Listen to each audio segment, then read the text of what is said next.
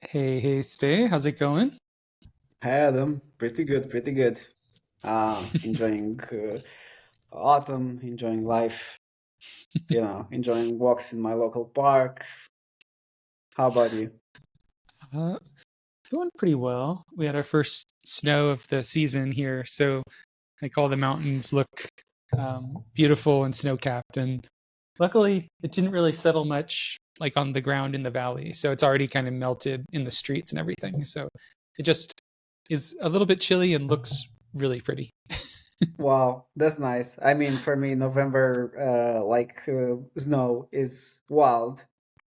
I mean, I usually like for most of my life. I mean, for all of my life, I didn't see that like growing up. Maybe late December, but yeah, that must be nice. Are people like beginning to ski and like to like Yeah, the ski resorts have, I think they, excuse me, I think they are just opening up like last week and this week, and probably more of them open up every week now. Now that there's enough snow up in the mountains, Yeah, I that sounds great. Yeah. I don't think I'm gonna go skiing this year. Like I was able to convince my wife to go skiing last year, and it was like her first ever skiing lesson, and I Nice. took a snowboard lesson, so I would be equally you know unprepared because I've never snowboarded. But I think this year we're probably gonna take a break, mostly because we had an offer accepted on a house earlier today. So Really? Congrats. Wow. thanks. Wow, that's huge news. Yeah, I know you are looking and I imagine how eventful the search must be. I mean, big move, big move. Yeah, we've been looking for about 2 months, maybe 3 months, and yeah, I think like as we've seen more and more places, we've kind of understood what we want even more and more in a house. And we're fortunate that a place came up on Sunday that we really liked. We saw it Sunday, put in an offer Monday, and yeah, it's already under contract to close next month or early early December. Wow. Wow. Okay. Wow. That's very exciting. Nice. Yeah, you heard it here first. That's great. So what's the process? So when you're definitely, gonna like move in. Yeah, I think we have 2 weeks to do like a inspection on it, do all that kind of due diligence to make sure the house is in as good shape as it seems. And then if that goes well, then the first week of December we close on it and can start moving in before Christmas. Wow, that's great. I'm so happy. Is it like in Salt Lake? Yeah, it's only about a mile from our apartment. Okay. So it'll be a really easy move, especially since we're in an apartment. We don't have a terribly high amount of stuff. Yeah. It's still enough like furniture, things like couches and beds and the desks that I don't want to be carrying out. So I'm sure we're going to hire movers. Yeah, Yeah, I mean, from experience, I said the same thing, and apparently, there's a lot to move out, but you don't realize that until you pack it and you actually see it in boxes, and you're like, oh, shit, okay, yeah, this is more than I thought it's like looked like when it was in the house spread out. But yeah. yeah, that's amazing. Wow. That's gonna be like what around like Christmas when the move is gonna happen. Yeah, I think technically we'll have until like the end of January because of the way that we have to give notice in this apartment. Mm, But my hope is that we're completely out of this place by the end of the year if the everything goes through. nice. And That yeah, sounds it great. one thing that'll be really nice is like the room that I'm in now. Um this is my office, my desk and my wife's office. And then it's also our guest room because this couch folds out to Yeah. a bed. And then we have our like Peloton. So it's also like our Oh, here workout we go. room. Yeah, I know that one. So so yeah, it'll instead of sharing four like duties for a room in the Functions, new yeah. place, I'll have my own office.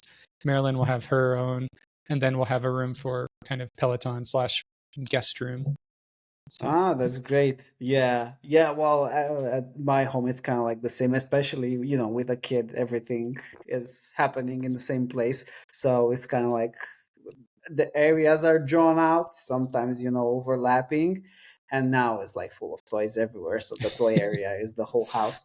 So, yeah, I definitely get the need for like organizing and like compartmentalizing everything. yeah, I imagine as soon as they're able to like be like the kids are able to be mobile and move their toys around, then it's just hard to control at that point. Oh yeah, yeah, yeah. He's at the stage where he moves like everything around, like not even his toys, like stuff around. We can't find stuff because he just takes them from somewhere, and you find it like in the weirdest places. But that's that's fun. Another mission to accomplish daily. Find out stuff that's been like hidden in the weirdest places. No, Yeah. That's nice. Nice. So that's I think that kind of like syncs well with what we're talking about today for hardcover.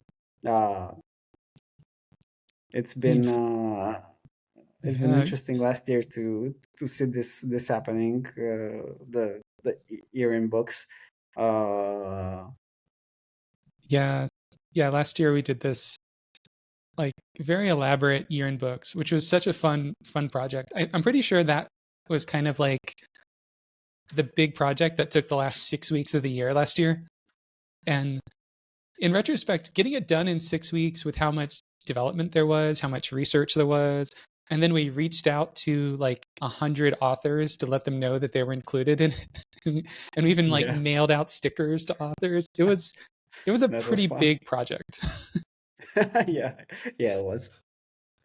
So I'm Yeah. excited to kind of revisit that and figure out like what we want in the 2024 year in books, both like that worked from last year and maybe like things we've learned that we could do better at for this year. Yeah, yeah, that sounds great. I mean, it's been really fun having it as a project, and the upside is that now we have the whole structure, and we have like a way better idea of what books we want to and what sections we want to include. So I think that was the like hard part last year, actually drawing up the content and how it's organized. So what actually, we're gonna rank and how the ranking will be done according to what criteria. I think this year it's just like revisiting that and basically adding new things to it.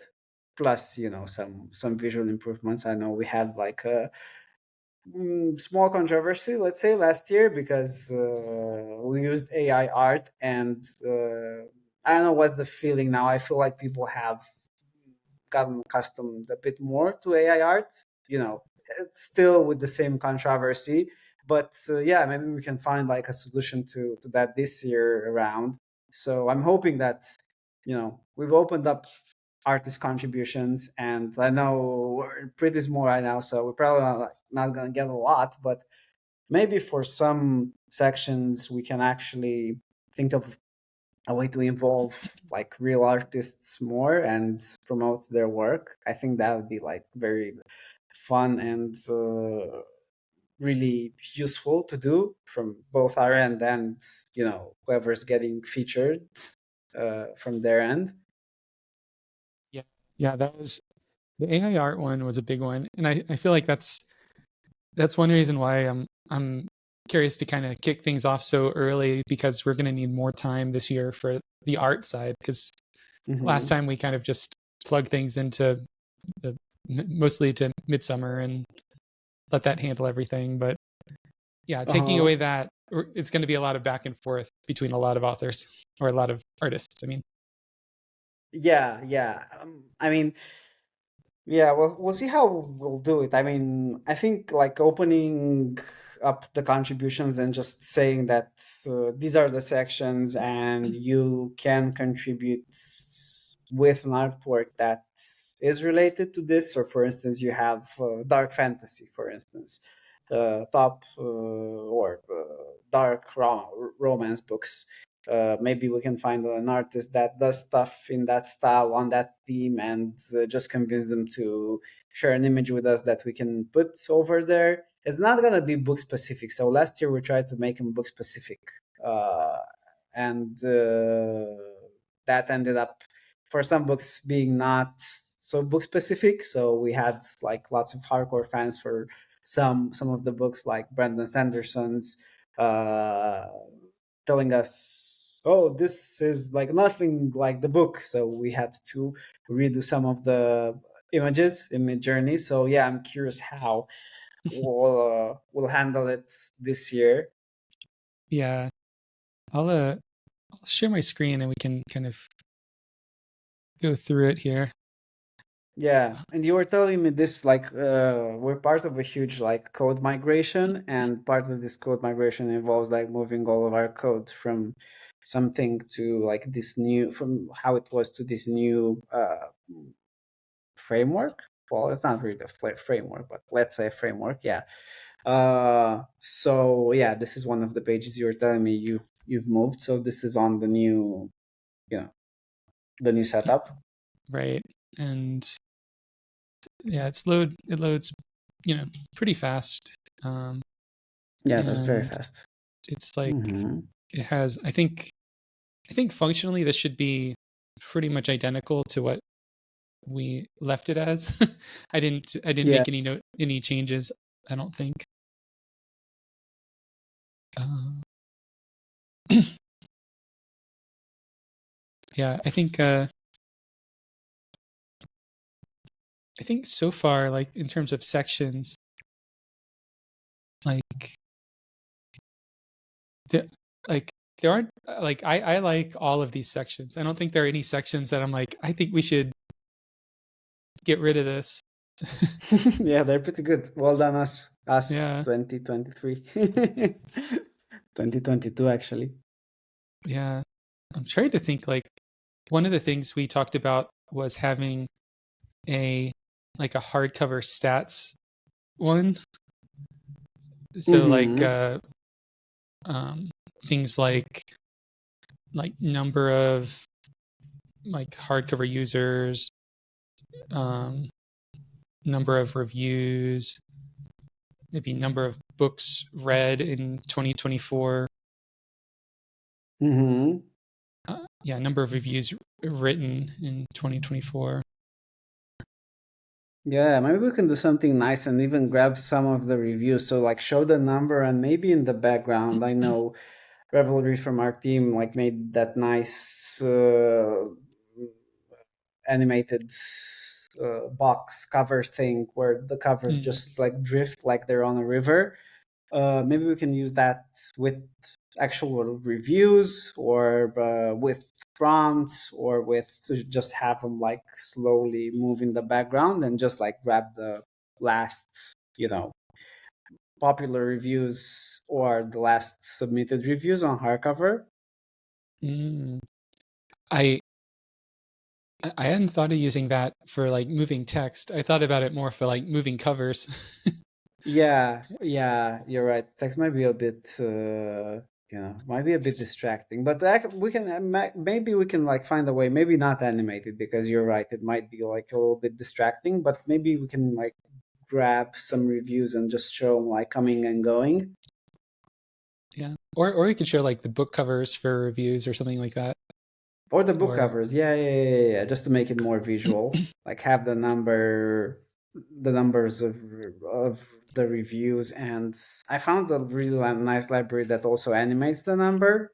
I mm-hmm. think you have one too, as well, from what I remember talking a while back. But I'm gonna show you what the one I found as well, and we'll see, which one to use. I wanted to use That'd it be on the cool. stats I'm currently working on. So yeah, Nice. that's gonna Yeah, be for people who prefer motion, very neat to see them I, animated.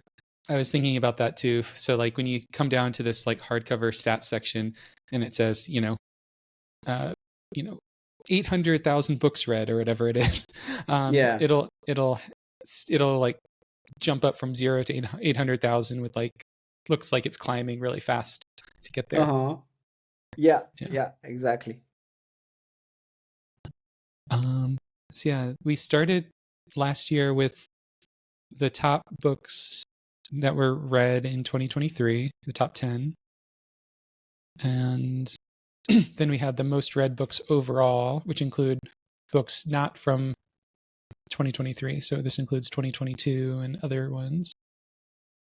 I liked that combination. Like it kind of gave, it seems like there's two different stats there. One that lets you discover new books that came out that you might have missed, and one just to see what's popular.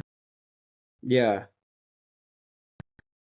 And then we yeah, did they're this. like Yeah, complementary. then we did Yeah, this monthly. Yeah, monthly month by ones, month. I like this one. all Yeah. 12. And these were good.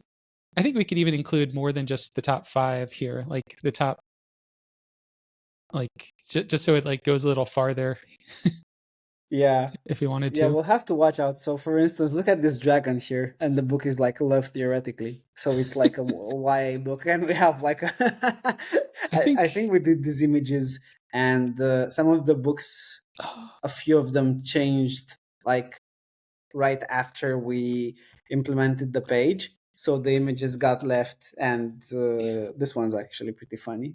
yeah, let me Maybe it matches, you know.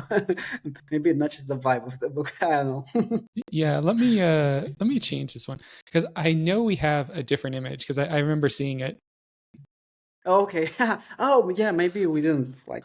Yeah, maybe it's cached or not replaced. But yeah, we'll have to like see. That's why I was thinking like maybe uh put like an artist, real artist, like featured artists related to the theme. Over here, it's obviously not gonna be the theme, but maybe we'll even find a way to do something else. Maybe not do the images. I mean, that's like what I was thinking to, to avoid it, or just update them with Mid Journey. I don't know. What's your thing? What do you think about still using Mid Journey for generation? Well, I guess it's like I personally don't have a problem with it, but I've like taking the cues from the community. I I'm leaning towards not including it just to um yeah, just to show our support for artists and that side. So Yeah. so maybe what we could do is like if there are communities for some of these books, maybe there's already some fan art that's been created, and we could reach out to some creators who have already created some fan art and say like, "Hey, I love that image you created. Could we use it in hardcover year in review and link it back to you?" Yeah, that'd be like great actually. Like that would be the best case scenario. I'm wondering where we could find like the communities for all of these books, because that's gonna be like, I think, the tricky part. For some, I mean, for Yumi and the Nightmare Painter, or like for Brandon Sanderson in general, I think we're gonna have no problem like finding the communities. Yeah, But for some of the books, it yeah. For some might of them, be, yeah, might be we could tricky. we might be able to even like there might be a whole bunch of different covers of the book, so we might be able to find like the most artistic cover and then get the best quality Hmm. version of that one and then like take a screenshot of part of the image or something.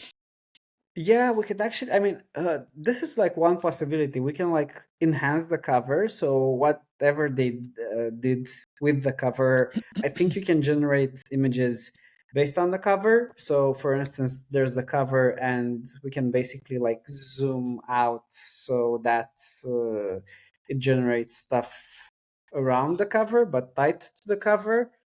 I'd have to experiment a bit, but I think that would be looking Mm, like pretty striking. So, for instance, I see here, what you you mean. could just like, yeah, expand the cover so the cover looks like a small window from a bigger like illustration. and that way it would basically be like 100% related to the cover. uh I have to experiment a bit. I'm not sure how that go, but Yeah, maybe. that would be Yeah, fascinating. It would guarantee that all of these images look very related. But then yeah. again, it would be using. I guess it wouldn't necessarily be using Midjourney. That could be used like Photoshop, but it's still Yeah, well, somehow. with Yeah, Photoshop, it's significant. Well, Photoshop basically like inserted like AI features as well, and it can do yeah, that. So it can basically fill in any space in the photo. I'm actually gonna try it with Photoshop. I mean, I know there are models like from what we've researched. Then they say at least that you know uh, they didn't train them without consent, or without, you can opt out of training if you actually want. So given that there were no lawsuits that actually came to anything, and there are models that are pretty scrutinized from this point of view, I think, I mean, I'd be okay with like using a version for them, especially because we're showcasing the work of authors and books that were popular on hardcover. So yeah. we're I not think I'd even like, yeah, yeah. I think I'd be more okay with that. I feel like the LLMs that are being created by people just crawling the web and downloading every image legally or not. I think those are the hmm ones that I'm less excited to support than the ones that are opt yeah, in with user data. Even though I don't love like the idea of giving all my user data to a company to use, enough people have clicked the accept the terms of service on that to make it still useful. yeah. Well, it's I think now it might even be for some of the newer models synthetic data, and of course, Mm. we really have to explain this because people don't know what we're using. They don't know that they're actually models which have like these terms in place. Uh, yeah, I think this time around, just like a little bit more communication around that would do the trick, and still like allow us to have these really nice layouts. I do love the images, so the images are like really nice. They Yeah, do have to be like on point with like the book though. yeah. Like some of these ones, like you have to know quite a bit about the characters to make sure that this is in sync with the character of each book. Because Yeah. every time we didn't, like for instance in Trust in the Emerald Sea, like the water in Trust of the Emerald Sea is kind of a toxic, um, kind of thick, sludgy water, and if you go into it, you die. And then one of our images generated like she was at the shoreline and her feet were getting wet, and people like she should be dead. And it's little things like Okay, so that. that was the Yeah, little things like that oh you wouldn't know yeah, unless you read the book. yeah, exactly. Yeah, But I that's a love how very beautiful specific. this is. Like between this gradient Yeah, and this color, like everything about this is just so pretty. yeah, yeah. We should definitely like maybe let's see if it works to like augment the cover somehow, because for this one the cover is also like giving like so much detail. I was thinking we could even like make the cover bigger, especially like for the bigger books. And some people told us that they would actually like prefer a bigger cover and just like the gradients in the back. Maybe I could play around with some shapes and some patterns as well, keeping the same structure. Basically, this is like the same code we used last time, right? In terms of layout. Yeah, Okay, so it's like, yeah, changing it would be fairly easy. yeah. And let's see. Yeah, I know one of the things that we'll probably need to do is um, like for these genres. One thing I realized last year is that we're only able to pull the top 10 fantasy books amongst books that have been tagged with fantasy in our system. And so, Okay. like, there were a lot of books that were read by a bunch of people last year, but then they weren't ever tagged with genre. And so some of them weren't included in our year in books, at least not right away. Like an example was, I want to say, like, Starter Villain wasn't tagged with science fiction, so it didn't show up here until like one of the very, very last times I pulled it after I read Starter Villain and tagged it myself. So I'll probably want to create like just a list of the most popular books from 2024 that haven't been tagged, so that either Jeff or Yeah. the librarians can go in and make sure they're tagged clearly. Mm-hmm.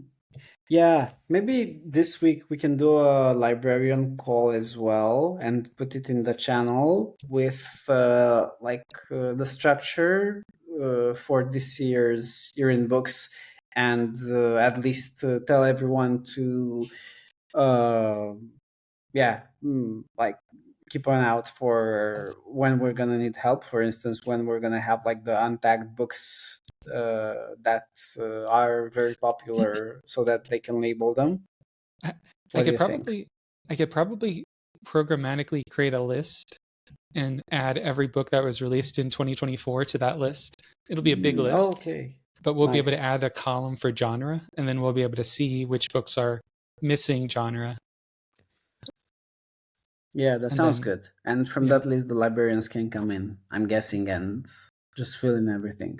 yeah, Nice. yeah. Cool.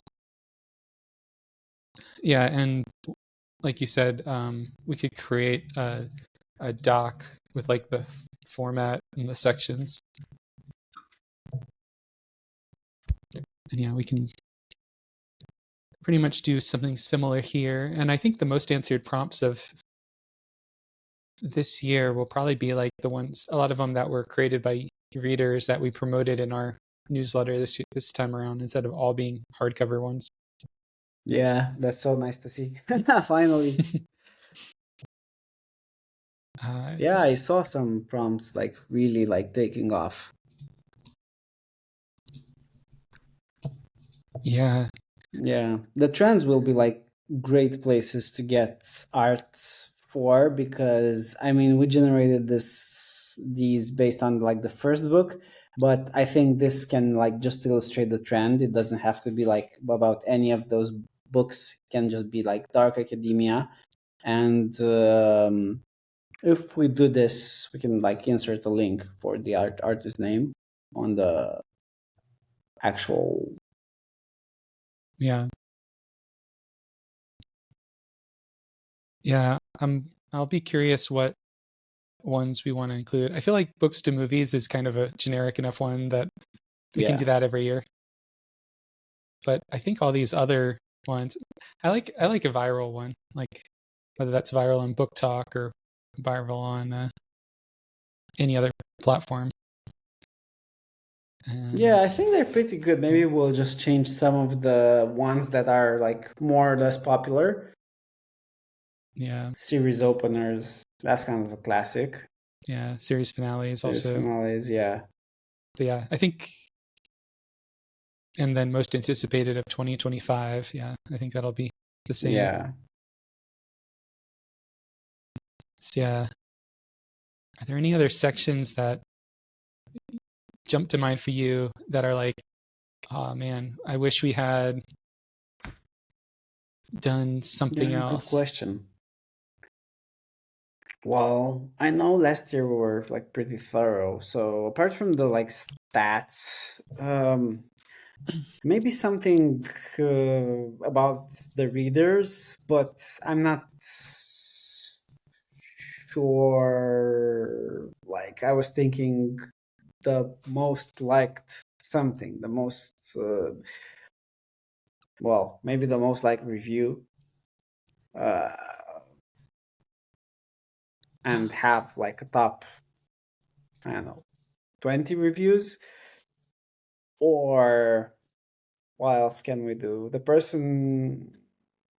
that generated the most book referrals, maybe, if we want to like have that. Although I'm not sure, this is more about books. Maybe it's not about users. I don't know. Yeah. Yeah. I think maybe including individual user celebrations might be a little out of place. Yeah, Um, that's true.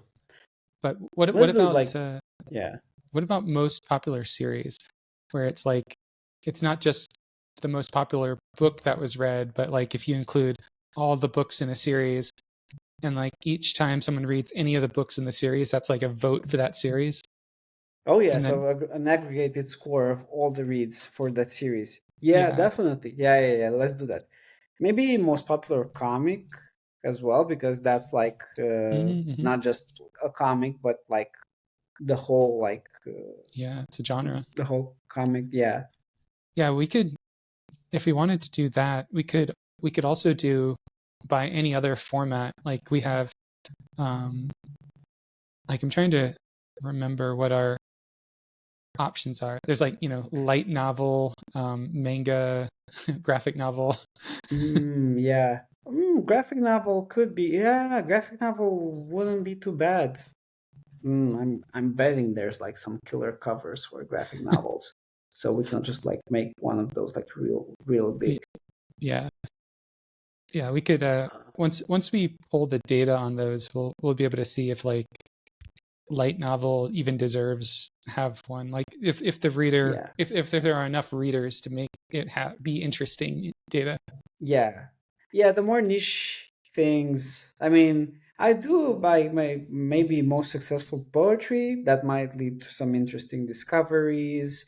Um, that's like the genre. So yeah, not the format, but yeah, some of the more niche one like light novel maybe leave out, but manga, comics, graphic novels, I think those definitely would be like very nice to see.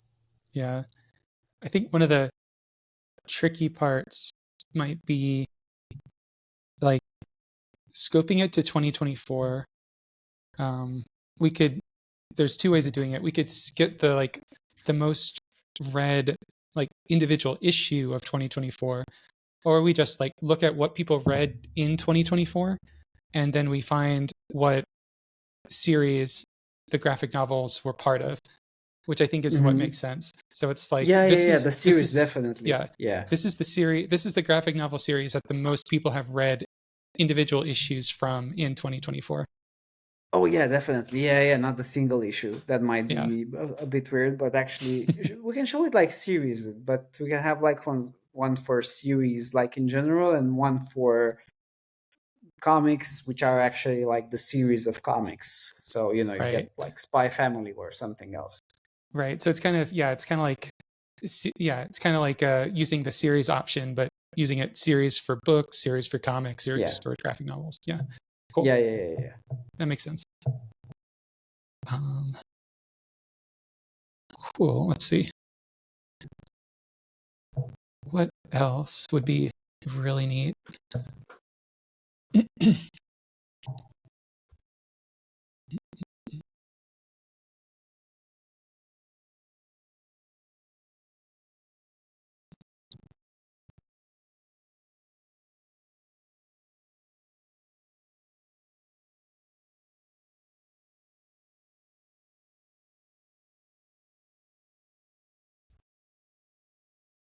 Is there like a genre we missed that that became more popular in the meantime? I don't think so. I think last time we like scoped all the most popular ones, right? Yeah, I think there's probably some in here we didn't get. Like uh, some of these are like kind of hard to place. Like adventure is less descriptive a genre. Yeah, it might be Um, like sci-fi or fantasy as well, more yeah, like in that section. I could see mystery or thriller. Like I see that as a genre that's like really. popular, but not on here. Yeah. Yeah, mystery. Yeah, mystery could be like something we didn't include and could have included. Yeah. Hmm. And nonfiction covers a lot. We did biography. So I think we did biography. Yeah. Oh no, we didn't do that as a genre. We did biography as part of um, community trends for Oh heartfelt yeah, memoirs. So heartfelt memoirs. Yeah, some things can be in trends, some things can be in genres, depending on where we want them. yeah. I think that makes sense. I mean, it's more like fuzzy, and heartfelt memoirs sounds way better than biography. Yeah. But yeah, I think yeah, thriller. I think we're covered most of them. Yeah, I think genre wise, it's pretty solid. Should we do some? We could do something with moods. We didn't really do anything with moods last year.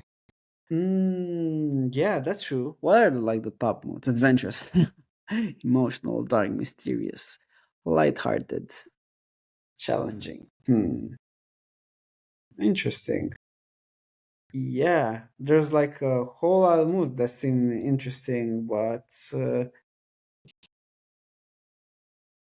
Yeah. well, these seem like mostly the classics. Oh, here we go. Yeah. Release date. Yeah. There's still a bunch of 2024 ones with this tag. Hmm. We could I mean, if we did that, it could be pretty much the same as these genre ones. like, Yeah, like they could be like exactly like the genre ones. Let's try to include some moods. Maybe we can like would it be worth like treating them at the same level as genres, or maybe we can find like a layout that's more like more moods in one, so that's they're uh I'm thinking something like trends but for moods, so it's not like that uh you know uh yeah, because that complex. yeah, like we could do if we wanted to do this, we could do like mood, Yeah, and then mood here, and because I think like we could show the most read thing in a given mood, but that doesn't mean it has the most of that mood. yeah, It yeah, might not be the moodiest of that mood. So yeah, yeah, that's true. the order matters a lot less than just kind of showing them all next to each other. Yeah, that's actually true. I wasn't thinking about that, but yeah, now that you say it, yeah, the ranking doesn't like make makes like less sense. But yeah, I think we should include modes, and maybe we can like have the top 5 modes, or just do a selection of the most like, Yeah, let's yeah. say, most Maybe likeliest to be picked or be relevant, like dark, uh, mm, maybe funny and lighthearted. Yeah, adventurous. Yeah, maybe we can just pick like three that kind of encapsulate a a wide a wide variety of moods. yeah, that sounds good. Let's just put them there, and we'll see what books end up inside those like mood boxes. Yeah. Let's see. So I think that's probably a good amount of additions. I mean, series and moods are kind of series moods and the overall hardcover stats plus everything we kind of did last year. I think that's a solid um yeah, a solid approach. Yeah, I think so too. It was like pretty long last year as well. I might like change this cover so that, right now it kind of like shows a combination of I don't know what the books that are included, and we try to generate like scenes from those books. But yeah, for this one, I'd maybe completely change it so that it's something else. Maybe I can even like make a nice, huge Jules illustrations because we have some of those, and just use that so it's original artwork, and then just jump into the the sections. So yeah, I think I. How do you feel about that changing like this intro one? Yeah, yeah, I'm down for that. Okay, I did cool. like I, I did really like this one, but I know like getting this much artwork without AI art is going to be tough. Yeah, I mean, we could do it. I could, yeah. I'm gonna think about it. We could generate something that's like really, really nice. Maybe something that's more integrated. Here, it kind of looks like there's like a bunch of stuff just put together. Maybe we can have one which is a bit more tied together. This one looks nice, so we can just like revamp the message so Yeah, that it's more current to what we're currently doing. And yeah, also I think it's just a matter of getting the content and trying to, yeah, let's see if we can get some artwork. I'd really love that for some books. At least I'm sure there are hardcore fans of some of the books, and if they agree to share their artwork and for us to credit it, that would be like really neat. yeah. Uh, right now, the way that this is configured is let me share my screen. It's it's pretty impressively easy to change this. So let's see. Share my screen here. Let's see. Well, that's definitely like a result of us and mainly you like trying to organize it last year, I guess. Let me see. Because I Does know that? once we got the like layout in place, it was like very easy to do new sections and change everything. Yeah, it looks like it's not letting me share right now. Or are you able to see my screen? Oh no, not yet. Let Wait, me try. Let me try this again here. is it not showing the code? Um, oh, maybe this. Let's see. It says Riverside is sharing a window, but then I don't think I saw it sharing. Nope, not yet. Not sharing yet. Okay. I I think this might not want to share today.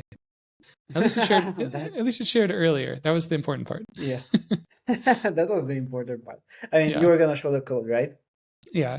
But it's basically just a configuration file where we just list a bunch of book IDs and then um, have some. It's like a serializer that will serialize everything that the page needs, and then on that page we just reuse the same components over and over again. So like the month one, all it does is take in an array of books and some configuration options, which will still probably do pretty much the same as last time, where we hard code all of the things like the color gradients, the titles, and all that. And yeah, I think I think since like the entire content that's being generated is going to be cached, like as soon as one person loads the page, then it'll like work like that for everyone else. Nice. Yeah, caching always surprises me. I thought it was like I load the page and it's gonna show me the whole thing, but it's like any person loads the page and it shows like everyone. Yeah, yeah, So everything will that's like be server side cache, or so basically like the server does that, like on the first. It's not like WordPress caching or something like that. right. So it'll generate kind of this big JSON object of every book that's being shown on the page. It'll have a section for the top books, the section for the most read, top authors, all that. And that's in a really big JSON object. And that'll be stuffed into, like, right now it would be in Redis cache, but by the time we deploy this, it'll probably be in a Postgres cache. And that, but it's basically the same thing. It's just shoving a big JSON object in and then reading it out when someone accesses it. Nice. Yeah, I was listening to the podcast you shared where DHH was speaking about Rails, and I was reading the Rails announcement, and I don't understand the actual like technicalities of it, but it sounds like there's like a lot been done to simplify stuff that's been messing up the React and the Next.js experience, and generally like the client sides of doing things, and the deployment, like stuff like Kamal and what they were talking about with like server configuration.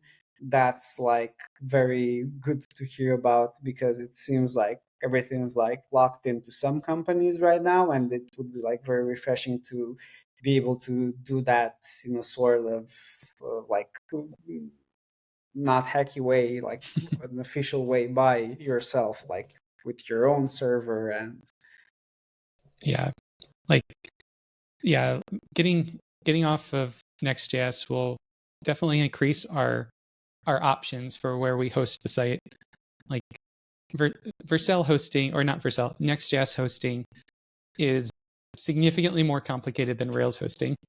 And like Rails hosting, it's just like, it's pretty much like a process that runs and it listens on a port and it, accepts, does input and then returns some HTML. While Next.js is more like, um, designed to be serverless. So each individual yeah, endpoint can be deployed as its own endpoint. Um, so like when you deploy on something like Vercel or on Cloudflare, it's taking each of those endpoints and spinning them up separately, which is why it ends up costing more to run it. It's because you're not running just one app in memory. You're running like one app for every endpoint.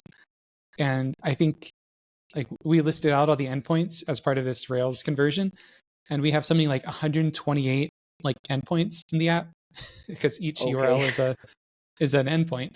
So it's Yeah. like it's 128 like Lambda functions that are running and returning stuff.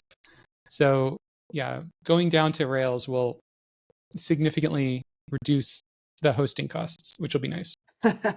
Yeah, Rails seems like in that meme where there's a gym, there's someone doing like a backflip, and it's like super simple, and someone doing gymnastics jumping through hoops of fire and just ending up in the same like point.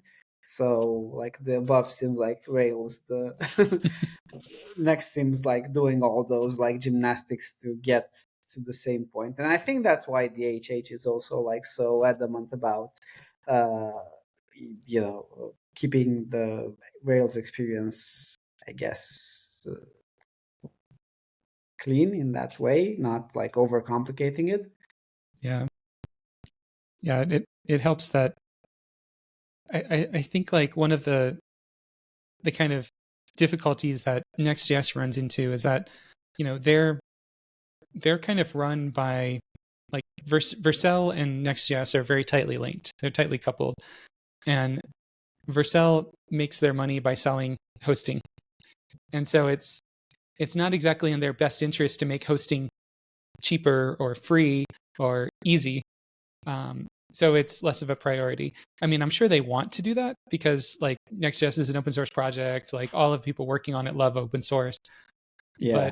at a high level from Vercel down, it's less of a priority than something like Rails, where Rails is an open source project where the owners are using like they are deploying Rails to the cheapest hardware they can find.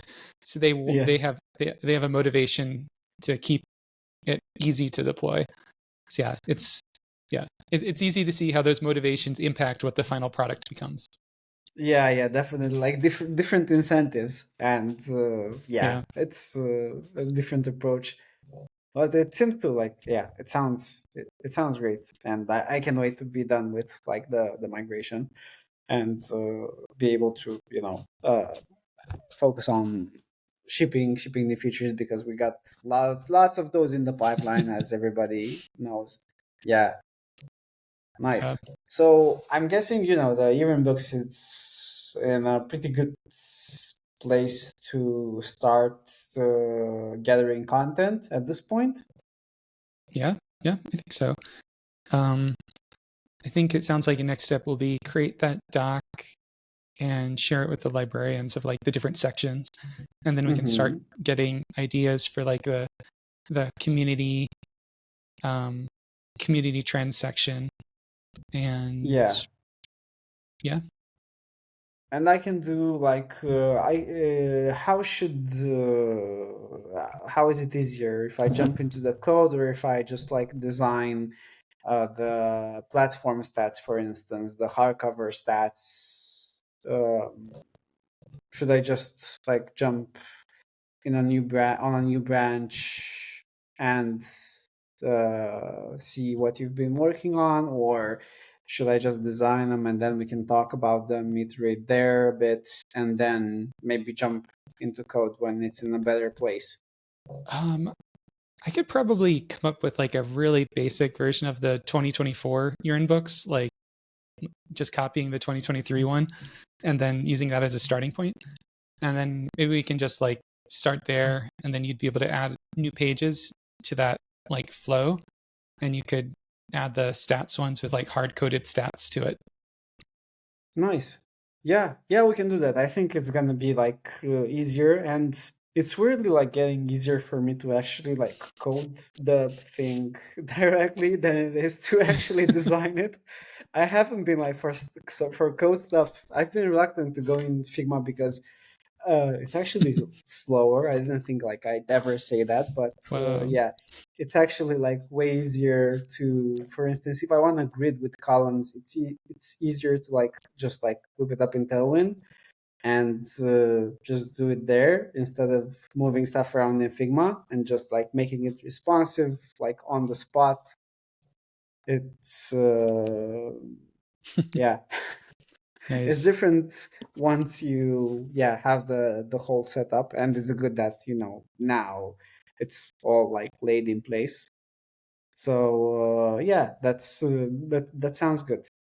Cool. I'll start hard coding them once you duplicate the page, and yeah, we can get going with those. So maybe after you're done with the migration, we can have this, and maybe we can focus on the new stats. Yeah. I think what I'm thinking is that for the stats, we can probably release them with the new inertia page. Like maybe we don't do the dashboard yet, but at least the Hmm. stats can be in there. That way, we don't have to migrate over the current stats and then upgrade them. We can just migrate the upgraded version. Yeah, that'd be great, and a very, very like exciting prospect for like everyone on hardcover. Yeah, I'm thinking about, as part of the migration for now, removing list stats. Hmm. Like we would still Yeah, have the stat for like how many books you've read in a list, but we yeah, currently have that other page, which was like one of the very first pages created on hardcover. yeah. And it's pretty hidden. I think we can talk about when we want to revisit that to redo that stats page, but I think for now Hmm. that page isn't as used as I initially had hoped it would be. So I'm good kind of just discontinuing it and revisiting it later. Yeah, that sounds great actually. And for the stats, there might be some that are like more complicated. I think we can just like hard code them, maybe like have them in a coming soon mode so Mm, people can see that they will be there just so that we can ship this like faster. I'm imagining somewhere, it might get a bit tricky. So if it gets like too tricky, we can prioritize shipping the ones that are more feasible, and then having the ones that are hard coded, because they're like, yeah, basically the UI is done, and they'll still like get people like excited, and it's nice to get feedback as well. The three stats I added: publishers by country, I made like a nice world map. The publishers by year, and the series data, those were suggested by people on Discord, so I'm guessing there will be like lots of feedback once we launch it. The upside now is that we can like iterate way easier on the actual stats, Yeah, because the implementation is custom. We don't rely on libraries. It's like, yeah, way easier to. yeah, yeah. I'm excited about how easy it's going to be to do those kinds of updates now without having Yeah. to create API endpoints for every little thing we do. Yeah, Yeah, I bet. Yeah, well, cool. it opens up like this work. It opens up a full year of like speeding up the updates, and I think we're gonna reach 20K readers soon. So like, thank you everybody for like signing up. It's been like a wild year. We've like grown like four times. We're like 5,000 like we had 5,000 readers at the beginning of the year, and Yep. we'll probably like end up with over 20,000 once we have the stats Yeah. and the like even books out. Maybe we can put that as a figure in there as well. Yeah. Could be nice. Yeah. Yeah. It's crazy to think we've had like 400% growth this year, and Yeah. it still feels like we're still just getting started. Yeah, exactly. I mean, yeah, I'm hoping it's gonna be the same next year, because if it's gonna be like that, it's gonna like become a way more serious project. It is already, a serious project, and I'm glad it's you know almost covering costs. So I think we're like 9 people away from covering the server costs, right, or around that. Yeah. So like 10 people more, and it will like be sustaining. So the next step will be for Hardcover to like sustain us working on it full time, I guess, which is like very, very exciting to like have that milestone as the next milestone. Yeah. That would Who be knows? that Maybe would be the last dream. next year. Yeah, by this time, Yeah. that could be happening. Cool. Well, Yeah, with that, yeah, thanks for jumping on and chatting, and thanks everyone for listening. And yeah, I think it's a good place to call it for the day. yeah, Yeah. sounds great. Well, see everyone next week. See ya. Have a good one. Bye bye.